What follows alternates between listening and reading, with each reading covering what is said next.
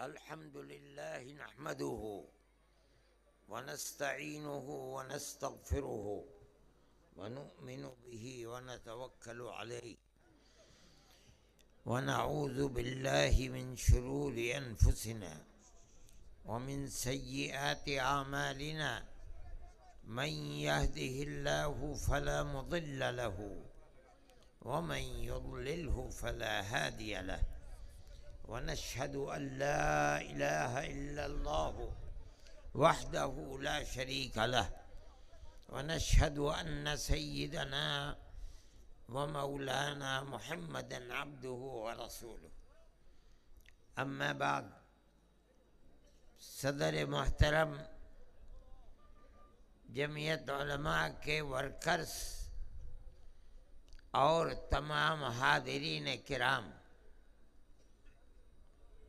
مجھ کو بتایا گیا کہ اس جلسے کو بلانے کا مقصد اس زمانے کے اندر بڑا اہم اور نازک ملک بھر کا مسئلہ، ملک کے سب لوگوں کا مسئلہ، ہندو مسلم سکھ اور عیسائی کا مسئلہ، بڑی ذات کے ہندو کا مسئلہ اور چھوٹی ذات کے ہندو کا مسئلہ، اکثریت کا مسئلہ اور اقلیت کا مسئلہ، وہ دستور اور آئین کی حفاظت کا مسئلہ ہے۔ اس جلسے کو مجھے بتایا گیا کہ اس کا بنیادی مقصد یہی ہے، اس لیے میں آپ سے یہ بات کہتا ہوں کہ جمعیت علماء ہند کوئی سیاسی جماعت نہیں ہے۔ ہم نہ الیکشن لڑتے ہیں، نہ کسی سے پارلیمنٹ کی ٹکٹ کی بھیک مانگتے ہیں، نہ کبھی اسمبلی میں جانے کا ارادہ کیا ہے، نہ کرتے ہیں۔ ہم نے تو کبھی دیوبند کی میونسپلٹی کا بھی الیکشن نہیں لڑا۔ کیوں؟ اس لیے کہ جمعیت علماء کوئی سیاسی جماعت نہیں ہے۔ جسے پارلیمنٹ یا اسمبلی کے اندر جانا ہے، میدان خالی پڑا ہوا ہے، جس کا جی چاہے چلا جائے۔ ہم نے جمعیت علماء کو، اس کے دستور کو پکڑ رکھا ہے۔ اس کا مطلب ہے کہ ہمیں سیاست سے کوئی تعلق نہیں ہے۔ جمعیت علماء خالص مذہبی جماعت ہے۔ ملک کی آزادی تک جمعیت علماء ایک سیاسی جماعت تھی۔ ملک کو انگریز کی غلامی سے نجات دلانے کے لیے ہمارے بزرگ سر دھڑ کی بازی لگا رہے تھے، اپنے ساتھ کفن لیے پھرتے تھے۔ کراچی کے اندر انگریز نے کہا کہ آپ انگریز کی غلامی اور انگریز کی ملازمت کے خلاف فتویٰ دیتے ہیں؟ کہا دیتا ہوں۔ کہا جانتے ہو اس کا انجام کیا ہوگا؟ کہا یہ میری اٹیچی میرے ساتھ ہے، جس کے اندر میرا کفن رکھا ہوا ہے، میں انگریز سے اپنا کفن بھی موت کے بعد نہیں لینا چاہتا۔ یہ ہمارے اکابر کا ترے امتیاز تھا۔ اس طرح انہوں نے ملک کی خدمت کی ہے۔ کون مائی کا لال ہے جو ان کے کردار کو پیش کر کے دکھلا دیں، ہم دیکھیں۔ ایک ایک آدمی 9 10 سال انگریز کی جیل میں رہا ہے۔ ہر ایک ہفتے کے اندر 9واں دن، اس کا مطلب ہے کہ ان کا جیل میں گزارا گیا ہے۔ اس طرح سے انہوں نے ملک کی آزادی کے لیے 10-20 سال نہیں، 1803 سے لے کر کے 1947 تک علماء نے پھانسی کا پھندا اپنے گلے میں ڈال کر ملک کی آزادی کے لیے کام کیا. ملک آزاد کر دیا تو لوگوں کے اندر ایک لہر چلی کہ ملک ہمارا ہے، ہم اقتدار کے اندر شریک ہو کر اب اپنی دنیا کو آباد کریں گے. جمعیت علماء کا کردار کیا تھا؟ ملک آزاد ہوا اور سن 50 کے اندر انہوں نے اعلان کیا کہ آج ہمارا ملک کی سیاست سے کوئی تعلق نہیں ہے. کیا مطلب ہے؟ ہم نے ملک کی خدمت، آزادی کی زنجیروں کو، غلامی کی زنجیروں کو توڑنے کے لیے اپنا مذہبی فرض سمجھ کر کیا تھا. ہم انگریز کی غلامی کو قبول نہیں کرتے. ہم اپنے مقصد میں کامیاب ہو گئے. اب ہمارا مقصد اپنے ملک سے کوئی فائدہ حاصل کرنا نہیں ہے. نکل کے باہر کھڑے ہو گئے. کس طرح؟ اگر گورنمنٹ انڈیا نے ان کو کوئی نشان دیا،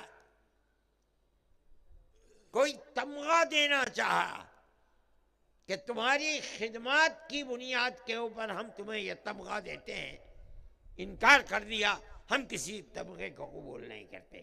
ملک ہمارا ہے، ہم نے اس ملک کی آزادی کے لیے کام کیا، ہمیں کچھ لینا دینا نہیں ہے. ملک آزاد ہو گیا، بڑی اچھی بات ہے. ہمارا یہ کردار ہے. کس نے اپنی ماں کا دودھ پیا ہے جو اس کردار کو پیش کر دے؟ آج لوگ ملک کی دولت کو سمیٹنے کے لیے، برباد کرنے کے لیے ملک کو کہاں تک پہنچ گئے؟ آج $1 کی قیمت روزانہ گرتے چلی جا رہی ہے، 87 روپے ہو گئی. کیوں ہو گئی؟ اس لیے کہ لوگوں نے ملک کو کھسوٹنا شروع کر دیا، برباد کرنا شروع کر دیا، کھانا شروع کر دیا. اس کے اندر 75 سال کے اندر کہاں سے کہاں پہنچ گیا. مجھے یاد ہے سن 1955 میں سعودی عرب گیا تھا حج کے لیے حضرت رحمت اللہ علیہ کے ساتھ. میں نے خود اپنے ہاتھوں سے 100 ہندوستانی کے 108 ریال خریدے ہیں. ریال کی قیمت روپے سے کم تھی. مجھے اس وقت یاد ہے کہ $1 کی قیمت 15 روپے ہوا کرتی تھی. لوٹ کھسوٹ ملک کی کن کے ہاتھوں؟ ارباب سیاست کے ہاتھوں. کہاں تک پہنچی؟ آج $1 کی قیمت 87 روپے سے زیادہ ہے اور 1 ریال کے مقابلے کے اندر 24 اور 25 روپے ملتے ہیں. اور گرنے کا سلسلہ روز ہر صبح آتی ہے تو یہ خیال ہوتا ہے کہ آج $1 کی قیمت کیا ہے اور ریال کی قیمت ہے کیا. وہ لوگ جنہوں نے 150 سال تک تقریباً ملک کی آزادی کے لیے کام کیا، ان کے گردن کے اوپر یہ گناہ نہیں ہے. یہ سوچنے کی بات ہے. جمعیت علماء کا کردار اس ملک کی آزادی کے اندر وہ ہے کہ کوئی مائی کا لال نہیں ہے جو یہ کھڑے ہو کر کے کہہ دے کہ ہمارا کردار جمعیت علماء سے بڑا کردار ہے. کہہ کے دیکھے، بتائے زندگی کیا ہے اور ملک کی کیا خدمت کی ہے اور کتنی خدمت کی ہے. میرے بھائی، ہم نے اپنے آپ کو اقتدار سے ملک کی آزادی کے بعد الگ کر لیا تھا. اب ہمارا کام، ہمارے دستور کو دیکھو اٹھا کر، ہم نے متحدہ قومیت کے لیے کام کیا ہے. حضرت رحمت اللہ علیہ کی کتاب ہے متحدہ قومیت. کیا مطلب ہے؟ مذہب کچھ بھی ہو، ہندو ہو، سکھ ہو، عیسائی ہو، قبائلی لوگ ہوں، مسلمان ہو، ہر ہندوستانی ایک قوم ہے۔ یہ جمعیت علماء کا مسلک ہے، ہمارا نظریہ ہے۔ وہ لوگ جو مذہب یا اقلیت کی بنیاد پر بانٹ رہے ہیں لوگوں کو، غلط کر رہے ہیں۔ ہم یہ سمجھتے ہیں کہ چاہے کسی ذات کا ہو، کوئی فرد ہو، اقلیت کا ہو، اکثریت کا ہو، قوم ایک ہے، ہم سبھی ہندوستانی ہیں۔ ہمارا مسلک ہے، ہم اس کے دعوے دار ہیں، ہم نے اس کے اوپر کتابیں لکھی ہیں۔ کیوں؟ اس لیے کہ ملک کے اندر رہنے والے سب ایک ہی ہیں۔ ہم نفرت اور علیحدگی کی سیاست کو پرمپرے دینے والے نہیں ہیں۔ یہ ہمارا مذہب ہے۔ ہم سمجھتے ہیں کہ ملک کا ہر فرد، غریب، فقیر، امیر، پنڈت، گوجر اور دلت، اقلیت اور اکثریت، سب ایک قوم ہے۔ آج کی سیاست یہ نہیں ہے۔ آج جس سیاست کا نعرہ لگایا جا رہا ہے وہ یہ ہے، اکثریت ہندو ایک قوم ہے، مسلم دوسری قوم ہے، دلت تیسری قوم ہے۔ متحدہ قومیت کا نعرہ نہیں ہے۔ یہی بنیاد ہے ملک کی تباہی کی۔ آج کہاں ہے محبت؟ مسلمان اس ملک کے اندر 100-200 سال، 1000 سال سے نہیں ہے۔ تاریخ کے پڑھنے والے نہیں جانتے۔ سب سے پہلے اسلام پہنچا کیرلا کے اندر، پہلی صدی کے اندر اسلام پہنچ گیا۔ اس کے بعد سندھ کے اندر پہنچا، محمد بن قاسم آئے وہاں، اور دوسری صدی کے اندر پنپنے لگا اسلام۔ اس کا مطلب ہے کہ مسلمان اس ملک میں 1300 سال یا 1400 سال سے رہتا ہے، گاؤں در گاؤں رہتا ہے۔ ملک کے اندر سب ایک دوسرے کے، یہ ہے متحدہ قومیت۔ آج جس نفرت کی سیاست کو دنیا کے اندر جنم دیا جا رہا ہے اور سیاست کی بنیاد بنا کر کام کیا جا رہا ہے، یہ ہندوستان نہیں ہے۔ 1400 سال سے ہندوستان کی یہ تاریخ نہیں ہے۔ اگر ایسا ہوتا تو اسلام اور مسلمان تو ختم ہو جاتے، مگر ختم تو نہیں ہوئے۔ 1757 کے اندر، 1857 نہیں، 1757 میں جب ہندوستان کی سرحدیں تقسیم شدہ سرحدیں نہیں تھیں، برما تک، افغانستان تک، سری لنکا تک ہندوستان پھیلا ہوا تھا۔ اس وقت پورے ہندوستان کی آبادی 4 کروڑ تھی۔ آپ سمجھتے ہیں ملک آزاد ہوا؟ اگر آپ آج پورے ہندوستان کو لیں جو اس وقت ہندوستان تھا، جس کے اندر بنگلہ دیش، سری لنکا، پاکستان، ہندوستان سب ایک ملک تھا، کیا تعداد ہے؟ ہندو کی کیا تعداد ہے؟ مسلمان کی کیا تعداد ہے؟ یہ متحدہ قومیت تھی، لوگ پنپ رہے تھے، کھا رہے تھے، پی رہے تھے، گاؤں در گاؤں بھائی بھائی کی طرح رہ رہے تھے۔ آج کی سیاست یہ ہے کہ اس متحدہ قومیت اور اس محبت کا ملک کے اندر ایسا لگتا ہے کہ جیسے زلزلہ آ گیا ہے، اس کو آگ لگانا چاہتے ہیں۔ میرے بھائی، ملک آزاد ہوا۔ میں آپ کو مختصر کرتا ہوں اس لیے کہ وقت بہت ہو گیا ہے۔ ملک آزاد ہوا۔ ملک کی آزادی کے بعد کیا ہوا؟ ملک کے اندر تو پیار و محبت تھی، پیار و محبت کے ساتھ زندگی گزارتے تھے۔ ملک کا دستور بنا۔ آپ دیکھیے جمعیت علماء کی تاریخ کو، جیسے جیسے یہ پتہ چلتا تھا کہ ملک آزاد ہونے کے قریب چل رہا ہے. 10 سال میں، 5 سال میں، 6 سال میں ملک آزاد ہو جائے گا. 47 میں انگریز نے اپنے پٹھوؤں سے کہہ کر کے ملک کی تقسیم کی بات کی. جمعیت علماء سمجھ گئی کہ رخ کیا ہے، چھوڑ کر جائے گا لیکن ایسا ناسور پیدا کر کے جائے گا کہ قوم اس سے نکل نہیں پائے گی. جمعیت علماء نے برابر یہ بات کہنی شروع کی. پنڈت جواہر لال نہرو سے، ان کے والد موتی لال نہرو سے، گاندھی جی سے، کہ آپ ہمیں یہ یقین دلائیے کہ ہم نے ملک کی آزادی کے لیے 150 سال کام کیا ہے.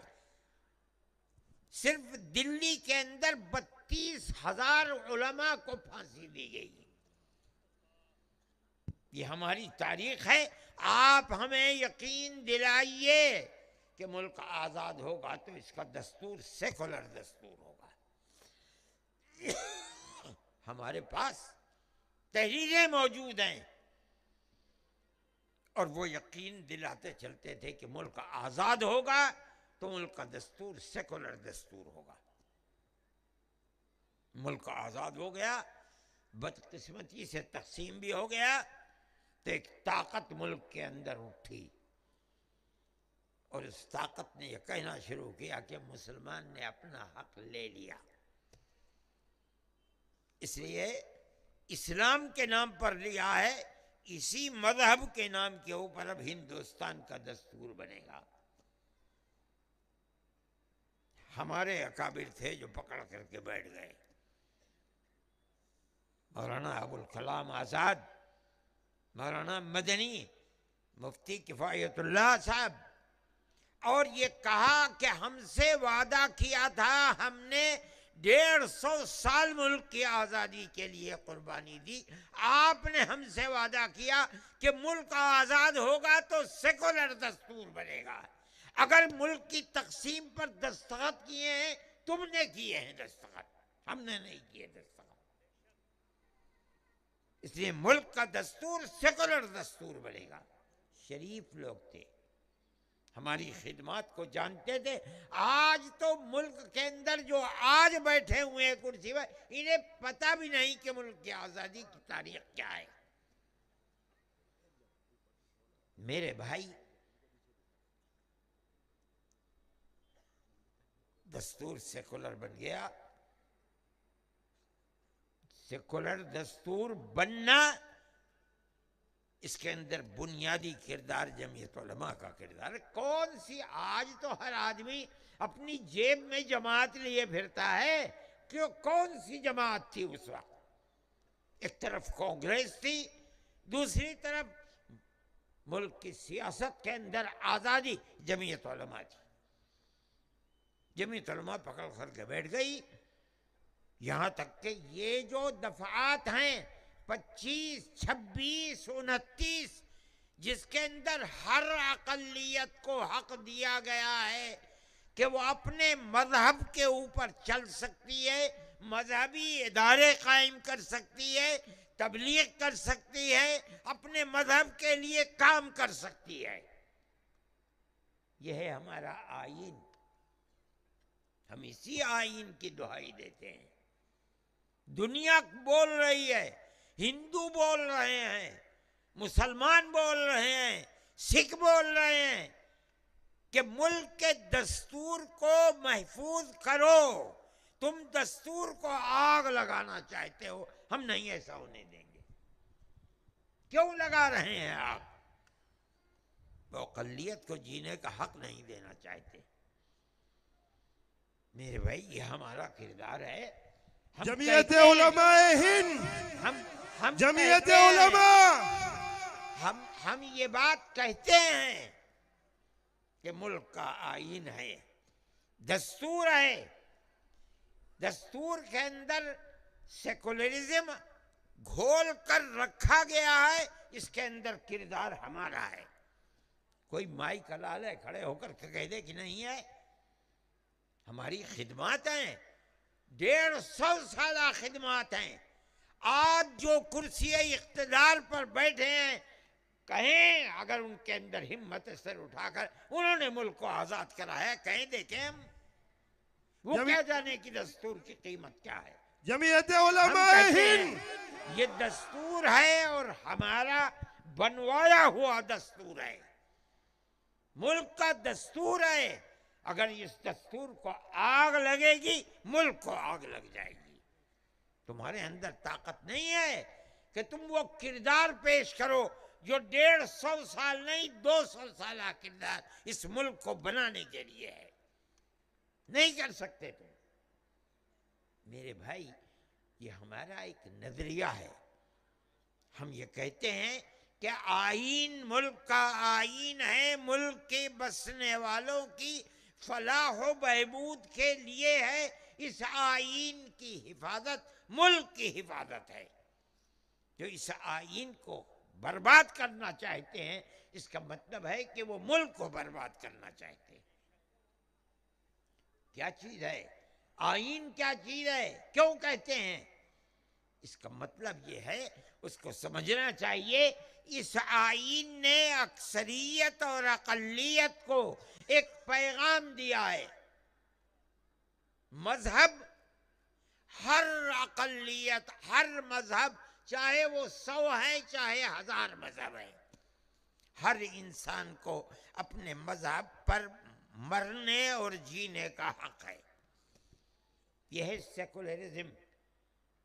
ہر آدمی کو، چاہے وہ کوئی بھی آدمی ہے، مرد ہے عورت ہے، دیہات کا ہے شہر کا ہے، دلت ہے یا پنڈت ہے اور اکثریت ہے یا اقلیت ہے، ہندوستان میں بسنے والے ہر آدمی کو اپنے عقل اور اپنے دل کے اعتبار سے جس مذہب کو چاہے اس مذہب کے اوپر جینے اور مرنے کا حق ہے، کام کرنے کا حق ہے، تبلیغ کا حق ہے. یہ 25، 26 اور 29 آئین کی دفعہ بتا رہی ہے. اگر کوئی کسی مذہب کو نہیں مانتا، ناستک ہے، اسے بھی جینے کا حق حاصل ہے. یہ ہندوستان کا دستور. اور اس کے ساتھ دوسری شق سیکولرزم کی ہے کہ سیاست کا کوئی مذہب نہیں، اقتدار کا کوئی مذہب نہیں ہے. کیا مطلب ہے؟ جن کے ہاتھ میں اقتدار کی رسی ہے وہ پابند نہیں کر سکتے کسی کو مذہب کا. دستور یہ کہتا ہے. اسی کا نام سیکولرزم ہے. ہر آدمی کو اپنے دستور پر جینے کا، مرنے کا، کام کرنے کا حق ہے، لیکن حکومت کا اپنا کوئی دستور نہیں ہے. حکومت اس کی پابند ہو جائے، یہ نہیں ہو سکتا. آج ملک کا طریقہ کیا ہے؟ بالکل اس کے خلاف ہے. آج حکومت ایک مذہب کو پکڑے ہوئے ہے اور دوسری اقلیتوں کو اپنے مذہب پر جینے کا حق نہیں دیتی. کہاں ہے آئین؟ دیکھنا چاہیے. نام ہے سیکولرزم کا، اور سیکولرزم کے گردن کو دبا کر کے موت دی جا رہی ہے. کہاں ہے آئین؟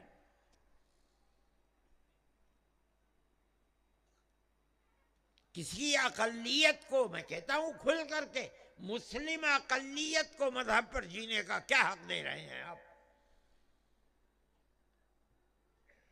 آپ نے کہا وقف کے مسئلے کے اندر،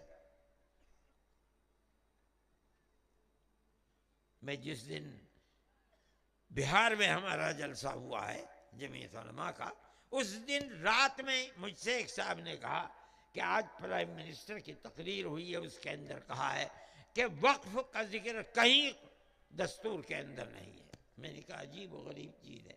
میں نے اسی تقریر میں کہا یہی تھی یہ بات کہ مجھے حیرت ہے کوئی یہ کہنے لگے کہ حج کا ذکر ہندوستان کے آئین میں نہیں ہے اس لیے ختم، رمضان کا ذکر ہندوستان کے آئین میں نہیں ہے اس لیے رمضان ختم. نماز کا ہندوستان کے آئین میں نام نہیں ہے، ختم، نماز نہیں ہوگی۔ ارے بابا مذہب کا ذکر آ گیا، ہماری مذہب کی ہر چھوٹی سے چھوٹی، بڑی سے بڑی چیز جب ہمارے مذہب کا ذکر آ گیا، ہمیں اپنے مذہب پر جینے کا حق ہے۔ اس کا مطلب ہے ہر مذہبی چیز پر ہمیں جینے کا حق ہے۔ یہ کیسی بات ہے؟ مذہب کے ایک ایک جز کا ہندوستان کے دستور کے اندر نام آئے، یہ کوئی چیز نہیں ہے۔ ہم یہ سمجھتے ہیں کہ وقف ہماری مذہبی چیز ہے، اور اب نئی نئے طرح طرح کی دوسری چیزیں، اتراکھنڈ نے یونیفارم سول کوڈ کر دیا، گجرات کے اندر بھی اسی طریقے کی چیز ہے۔ جمعیت علماء اس سلسلے کے اندر بالکل آزادانہ طور کے اوپر کام کرتی ہے، اس لیے کہ دستور کو بنانے کے اندر، اقلیتوں کو حقوق دلانے کے اندر، اس دستور کے اندر جمعیت علماء کا بنیادی کردار ہے۔ ہم اس چیز کو لے کر کورٹ کے اندر جائیں گے، ہم لے جا کر پیش کریں گے، ہم سپریم کورٹ کے سامنے چیزوں کو رکھیں گے انشاءاللہ۔ اب یہ آج تک اتراکھنڈ کی ہائی کورٹ بند تھی، 10 تاریخ کو کھلے گی، ہم 10، 11، 12 کے اندر انشاءاللہ کورٹ کے اندر چلے جائیں گے، اور ہم جا کر اس کے خلاف ارشد مدنی کرم بڑھاؤ۔ ہمیں یقین ہے کہ ہمیں ہمارے دستور اور آئین نے جو حقوق دیے ہیں، ہائی کورٹ اور سپریم کورٹ کے اندر ہم جیتیں گے۔ اگر ہائی کورٹ میں نہیں جیتے، انشاءاللہ سپریم کورٹ میں جیتیں گے۔ نعرہ تکبیر، نعرہ تکبیر، جمعیت علماء، جمعیت علماء ہند جو کام کر سکتی ہے وہ کرتی ہے، اور کرتی چلی آ رہی ہے۔ جن لوگوں کے اوپر دہشت گردی کا الزام لگا ہوا ہے، جس پولیس والے کا جی چاہتا ہے الزام لگا کر کے جیل میں بند کر دیتا ہے۔ جمعیت علماء اس وقت 1100 سے زیادہ کورٹ کے اندر مقدمات لڑ رہی ہے۔ آپ کو حیرت ہوگی، 1100 سے زیادہ، 24 سپریم کورٹ کے اندر ہے، 45 ہائی کورٹوں کے اندر ہے، اور 1000 کے قریب مختلف صوبوں کے اندر لوور کورٹ کے اندر ہے۔ ہم یہ سمجھتے ہیں، ہم سے کہتے ہیں کہ جمعیت علماء دہشت گردوں کی تائید کرتی ہے، ہم نہیں کرتے دہشت گردوں کی تائید، لیکن ہم یہ سمجھتے ہیں کہ جو الزام لگائے جاتے ہیں، ہم یہ سمجھتے ہیں کہ وہ الزام ہیں، ان کی حقیقت نہیں ہوتی ہے۔ ہم جاتے ہیں کورٹ کے اندر، ہائی کورٹ میں جاتے ہیں، سپریم کورٹ میں جاتے ہیں۔ یہ مفتی عبدالقیوم بیٹھے ہوئے ہیں، 1400 سال جیل میں رہے، یہی ہائی کورٹ، یہاں کی کورٹ نے ان کو پھانسی کی سزا دی، یہیں کے ہائی کورٹ نے پھانسی کی سزا دی۔ ہم اس کیس کو لے کر دلی گئے سپریم کورٹ کے اندر، باعزت سپریم کورٹ نے ان کو بری کر دیا۔ آج کتنے کیس ہیں؟ ابھی ہم نے ہلدوانی کے اندر ایک مسجد کو گرا دیا پولیس نے، اور گرانے کے بعد گولی چلا دی، 5 یا 6 جوانوں کو گولی لگی اور مر گئے، 101 مسلمانوں کو گرفتار، عورتوں کو گرفتار کر لیا۔ ہمارے پاس لوگ آئے کیس لے کر کے، ہم نے اس کیس کو لڑا ہائی کورٹ کے اندر، نینی تال ہائی کورٹ میں، اور ہم نے کورٹ کے اندر لڑنے کے لیے بہتر سے بہتر وکیل دلی سے ہم نے بھیجا،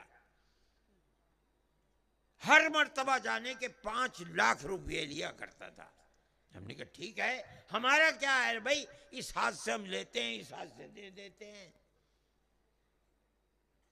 یہ اللہ کا فضل ہے کہ ایک وقت کے اندر جو ملک میں بہت کم لوگوں نے دیکھا ہوگا، ایک وقت کے اندر 50 لوگوں کی ضمانت ہو گئی. جمعیت علماء ہند، جمعیت علماء ہند. اور میرے بھائی 50 لوگوں کی ضمانت کے بعد جو ہمارے پاس کیس تھے، کچھ کیس لوگ خود لڑ رہے تھے، کچھ اور وکیلوں کے پاس تھے، ہمارے پاس 71 آدمیوں کے کیس تھے. 21 آدمی بچ گئے ہیں، ہم اس کے کیس کو لڑ رہے ہیں. ہمیں اللہ کی ذات سے توقع ہے وہ بری ہوئے ہیں، یہ بھی بری ہوں گے انشاءاللہ. جمعیت علماء کا یہ کام ہے. ہم دستور کی حفاظت کی بات کرتے ہیں. ہمیں جو حق دستور نے دیا ہے ہم اس حق کو کام میں لاتے ہیں، اپنے ہاتھ کے اندر رکھتے ہیں. لوگ یہ سمجھتے ہیں کہ یہ دستور کے خلاف ہے. نہیں، یہ دستور کے خلاف نہیں ہے. ہر پولیس والے کے کسی کو کہہ دینا کہ یہ دیش ویرودھی ہے، اس کے اندر کوئی قیمت نہیں ہے. میرے بھائی جمعیت علماء کا یہ کردار ہے. ہم اسی لیے جاتے ہیں کہ دستور نے ہمیں حق دیا ہے، ہم اس حق کی بنیاد کے اوپر جاتے ہیں. آسام کے اندر لڑکیوں کا مسئلہ آ گیا. ہم یہ نہیں دیکھتے کون مسلمان ہے کون ہندو ہے. جو مظلوم ہے ہم اس مظلوم کو اس کا حق دلانا چاہتے ہیں. یہ جمعیت علماء کا کردار ہے. تقریباً 48 لاکھ عورتیں. بنیاد کیا تھی کہ ان کے ماں باپ کے پاس ہندوستان کی نیشنلٹی تھی. لڑکی کی شادی ہو گئی، وہ مان لیجئے ایک شہر سے آسام کے دوسرے شہر میں چلی گئی اپنے شوہر کے ساتھ. اسے ضرورت ہے سرٹیفکیٹ کی، تو دستور یہ تھا کہ پردھان سے کہا جاتا تھا کہ تم اس کے سرٹیفکیٹ دے دو. انہوں نے سرٹیفکیٹ دے دیا. اس طرح کی عورتیں 48 لاکھ عورتیں تھیں. 27 لاکھ مسلمان عورتیں تھیں اور 24 لاکھ 23 لاکھ ہندو عورتیں تھیں. آسام کی سیاست کو، آسام کے حالات کو ہندوستان کے اندر کوئی بھی جماعت، چاہے ہندو ہو چاہے انہیں پتہ ہی نہیں کہ کیا ہو رہا ہے آسام میں. ان کی زبان الگ ہے، ملک کا بالکل کنارے کا حصہ ہے. صرف جمعیت علماء جانتی ہے آسام کے حالات کو. جمعیت علماء ہند، جمعیت علماء ہند. ہم نے سپریم کورٹ میں اس کے کیس کو لڑا اور خدا کی عجیب قدرت تھی. سپریم کورٹ کا جو چیف تھا وہ بھی آسام کا تھا، گوگوئی. مجھے بڑا خطرہ تھا، خدا جانے کیا نظریہ ہے. اور 48 لاکھ عورتیں ہیں، ان کے بچے اگر ملائیں تو 1.5-2 کروڑ ہو جائیں گے. کہاں جائیں گے؟ نہ یہ کچھ خرید سکتے ہیں، نہ ملازمت کر سکتے ہیں، نہ کاروبار کر سکتے ہیں، نہ زمین خرید سکتے ہیں، نہ زمین پٹے پر لے سکتے ہیں. ہوگا کیا علاوہ اس کے کہ یہ بھیک مانگیں گے. اللہ سے دعا بھی کی، اور جو بہتر سے بہتر وکیل کپل سبل جیسا وکیل ایک پیشی کے اندر 15 لاکھ روپے لیتے ہیں. مجھے خوشی ہے کہ اس شخص نے کیس لڑا اور مٹھی بند کر کے جمعیت علماء نے جو دے دیا اس کو جیب میں رکھ لیا. جمعیت علماء ہند حضرت مولانا سید ارشد مدنی. اور یہ اللہ کا فضل اور کرم ہے کہ اس نے اتنی بڑی جماعت کو، ہندو مسلمان کی جماعت کو، فیصلہ ان لوگوں کے حق میں کیا. آسام گورنمنٹ کے حق میں فیصلہ نہیں کیا. میں نے کہا کہ مجھے اپنی زندگی کے اندر جتنی آج خوشی ہے اس سے پہلے کبھی خوشی نہیں.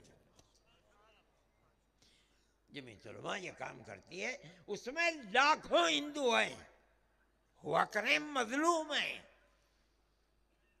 ہم ان کی مظلومیت کو دیکھ کر کے ان کے لیے آگے بڑھ رہے ہیں اور ہم آگے بڑھے اور خدا نے ہمیں کامیابی عطا فرما دی. اس کے بعد پھر ایک دوسرا مسئلہ آسام گورنمنٹ نے اس کو کھڑا کر دیا اور اس کے اندر آسام گورنمنٹ شریک تھی، چیف منسٹر بذات خود شریک تھا۔ آسام کا قاعدہ ایسا بنا، چونکہ اندرا جی نے پاکستان، مشرقی پاکستان کو مغربی پاکستان سے الگ کر دیا۔ مشرقی پاکستان کو جنگ کے ذریعے سے مجیب الرحمن اس وقت لیڈر تھے، اور مشرقی پاکستان کو الگ کر کے بنگلہ دیش کر دیا۔ لوگوں کا آنا جانا ادھر سے ادھر، بمباری ہو رہی تھی ہر جگہ، ہندوستان کے اندر بھی اور وہاں بھی بمباری ہو رہی تھی۔ اس لیے گورنمنٹ راجو کے زمانے میں سن 70 میں بیٹھی، اور جتنی جماعتیں، ہندو جماعتیں، مسلم جماعتیں آسام کے اندر تھی، سب نے مل کر کانگریس نے پارلیمنٹ کے اندر ایک اصول متعین کیا کہ ساری ہندوستان کے اندر تو سن 51 کی مردم شماری بنیاد ہے۔ جو سن 51 جو سب سے پہلی مردم شماری ہے، اس میں ہندوستانی ہے، وہ ہندوستان کا ہے۔ لیکن آسام کے اندر سن 71 کو بنیاد بنایا اس جنگ کے بعد۔ اس میں جو ہندوستانی ہے وہ ہندوستانی ہے، جو بنگلہ دیشی ہے وہ بنگلہ دیشی ہے۔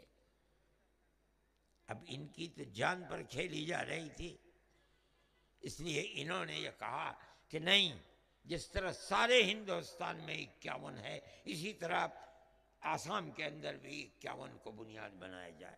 اگر کہیں یہ چیز ہو جائے تو 80 لاکھ مسلمان بے گھر ہو جائے گا۔ کسی کو کانوں کان پتہ بھی نہیں، جمعیت علماء جانتی تھی۔ ہم گئے سپریم کورٹ کے اندر، اور جو بہتر سے بہتر وکیل تھے ہم نے ان کو چن کر کے لگا دیا۔ کہ اللہ کی قدرت کا کرشمہ ہے کہ فیصلہ ہمارے حق کے اندر آیا۔ نعرہ تکبیر، نعرہ تکبیر، نعرہ تکبیر۔ اور 80 لاکھ مسلمان مرد اور عورتیں ان کے اوپر قیامت برس رہی تھی، اللہ نے انہیں حفاظت کر دی۔ فرقہ پرست طاقتوں کا منہ کالا ہو گیا۔ جمعیت علماء کا یہ کردار ہے۔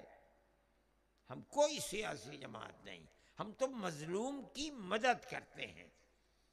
جمعیت علماء اس کے لیے کھڑی ہوتی ہے۔ ہم وقف کے مسئلے کے اندر بھی کھڑے ہوئے۔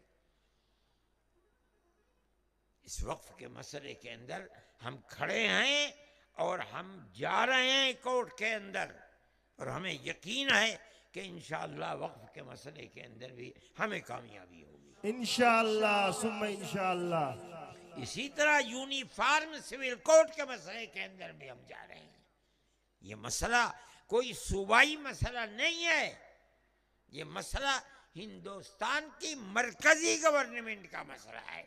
ہر صوبہ بیٹھ کر کے جو چاہے اپنا مذہب بنا لے، اس کا حق صوبوں کو نہیں دیا جا سکتا۔ میں یہ سمجھتا ہوں کہ آپ کا صوبہ بھی اتراکھنڈ کی طرح چل رہا ہے، لیکن میں کہتا ہوں کہ صبر کرنا چاہیے۔ دیکھو کورٹ کدھر جاتا ہے، اس کے بعد کریں، اور اگر نہیں کریں گے تو کل کو کرنا پڑے گا، اور کورٹ کے فیصلے کے اوپر کرنا پڑے گا۔ میرے بھائی، یہ تو ملک ہے، اس ملک کے اندر ہم رہتے ہیں، ملک کے آئین نے ہمیں حقوق دیے ہیں۔ دنیا کی طاقت یہ چاہے کہ ہمارے ملک کے آئین کو آگ لگا دے، چاہے کتنی طاقت ہو، ہم اس طاقت کے ساتھ نہیں چلیں گے۔ ہم دستور کی حفاظت کریں گے، ہندوستان کا آئین محفوظ رہے گا۔ ہندوستان آئین ہند، ہندوستان آئین ہند۔ آپ حضرات یہاں آئے اور اللہ اکبر 10 پونے 10 بج رہے ہیں۔ میں تو اب اپنی معذوری کی وجہ سے، بیماریوں کی وجہ سے طرح طرح کے جلسوں میں شریک بھی نہیں ہوتا ہوں، اور میں نے کہا تھا میں اسی لیے نہیں آتا ہوں۔ میرا معمول ہے 9:30 بجے سو جاتا ہوں، میں نے ان سے کہا کہ بھئی میں نہیں جا پاؤں گا، مگر مانتے نہیں ہیں، اصرار انہوں نے کیا۔ میں آ گیا۔ میں آپ حضرات کو مبارکباد دیتا ہوں، میں آپ حضرات کو مبارکباد دیتا ہوں کہ آپ اتنی بڑی تعداد میں یہاں شریک آئے۔ جلسے کے اندر مذہبی تقریریں ہوئیں، وہ تقریریں قابل قدر تھیں، لیکن انہوں نے مجھ سے کہا کہ ہمارا مقصد جلسہ بلانے کا یہ ہے کہ ہم آئین کے تحفظ کے سلسلے کے اندر بات کریں، ہم آئین کی حفاظت کرتے ہیں، ویسی حفاظت نہیں جیسے آج کل ارباب اقتدار کہتے ہیں کہ زبان سے کچھ ہے اور کردار کچھ ہے۔ ہم ملک کی حفاظت کرتے ہیں، ہم آئین کی حفاظت کرتے ہیں، اور ہم آئین کی حفاظت ایک ایک دفعہ میں کرتے ہیں۔ اور ہم سمجھتے ہیں کہ اگر دستور اور آئین ختم ہوگا تو ملک ختم ہو جائے گا، ملک میں بدامنی آئے گی، اور میں یہ بات کہتا ہوں خاکم بدہن، اور مجھے اچھا نہیں لگتا کہ ملک چل رہا ہے بربادی کی طرف۔ میرے بھائی، آپ حضرات جمع ہوئے یہ سننے کے لیے، جمعیت علماء کا ایک کردار ہے، آپ جمعیت علماء کے ورکرز ہیں، اور جہاں جاتے ہیں جمعیت علماء کے ورکرز لاکھوں کی تعداد میں شریک ہوتے ہیں۔ گورنمنٹ کی رپورٹ ہے کہ ہم نے جو کڑپا کے اندر کیا اس کے اندر 7 لاکھ آدمی جمع ہوا۔ آپ نے دلی کے ہال کو دیکھا، وہ ہال 40,000 آدمیوں کا ہے، بالکل، اور جتنے اندر تھے اس سے زیادہ باہر تھے۔ ہم نے اپنی آواز کو پہنچایا۔ میں اپنی پیرانہ سالی کی بنیاد کے اوپر گجرات نہیں آ سکا، لیکن میں آیا، جمعیت علماء کی جو آواز ہے وہ میں آپ کے سامنے رکھ رہا ہوں۔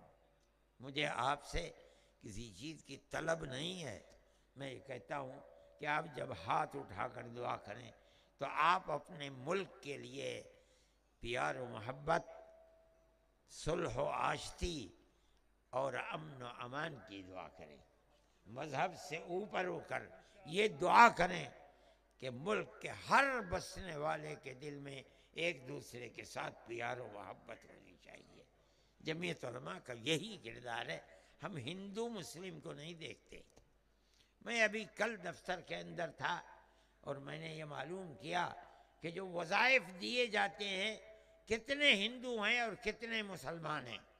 اب اگلے مہینوں کے اندر ہم انشاءاللہ دیں گے، ہم تقریباً 1.5-2 کروڑ روپیہ وظائف کے لیے، جو بہترین تعلیم حاصل کرنے والے ہیں BUMS سے لے کر کے نیچے تک، ہم ان کی ماہان یعنی سال میں 1 مرتبہ مدد کرتے ہیں۔ اس کے اندر میں نے کہا ہندو اور مسلمان دونوں ہیں، کہا دونوں ہیں، ہم ان کو بھی دیتے ہیں ان کو بھی دیتے ہیں۔ ہمارے نزدیک ہندو اور مسلمان کوئی چیز نہیں ہے، ہم سب ہندوستانی ہیں، ہندوستان ہمارا ملک ہے، یہیں ہمیں جینا ہے، یہیں ہمیں مرنا ہے۔ ہندوستان، میں نعرہ تکبیر، علماء دیوبند۔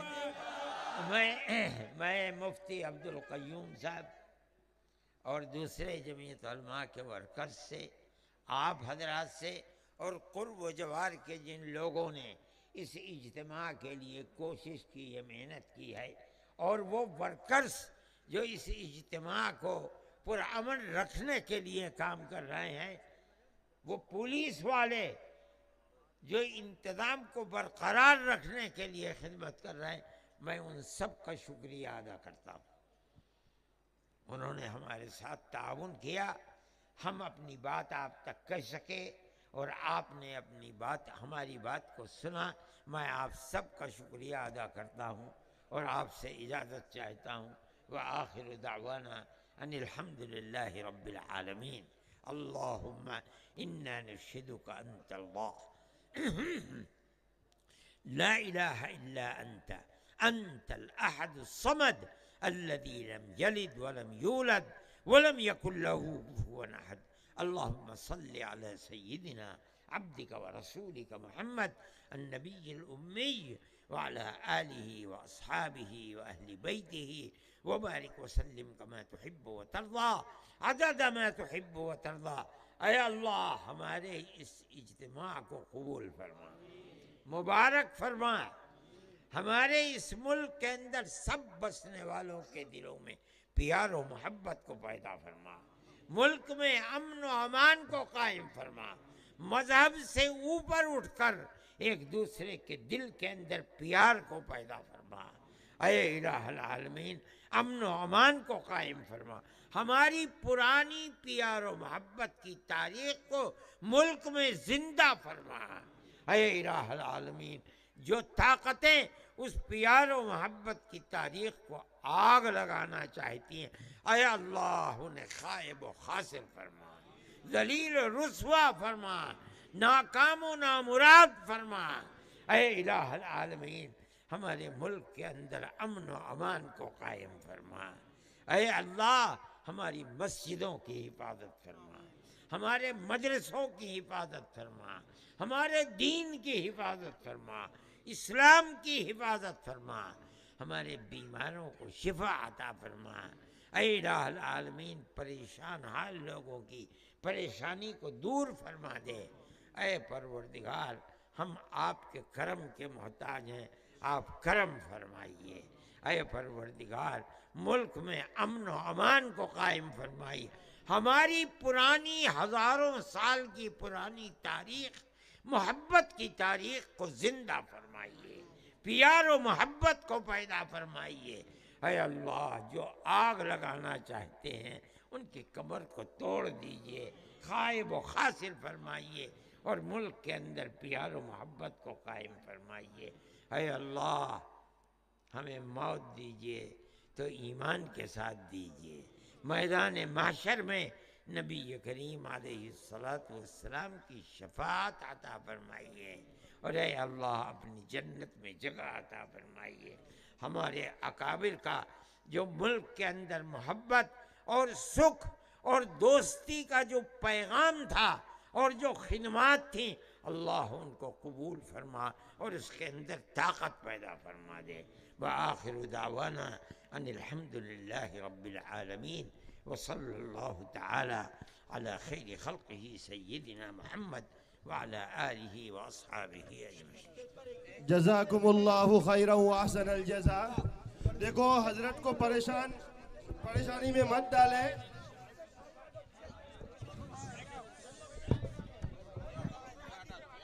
اور انشاءاللہ ہمارے اکابر کو بار بار ہمیں سننا ہے. انشاءاللہ یہ موقع آخری موقع نہیں ہے،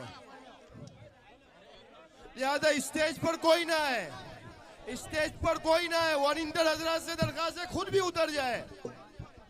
دیکھو روڑا نہ بنے، رکاوٹ نہ بنے، حضرت کا راستہ خالی کر دیں. اسٹیج پر کوئی نہ ہے بھائی.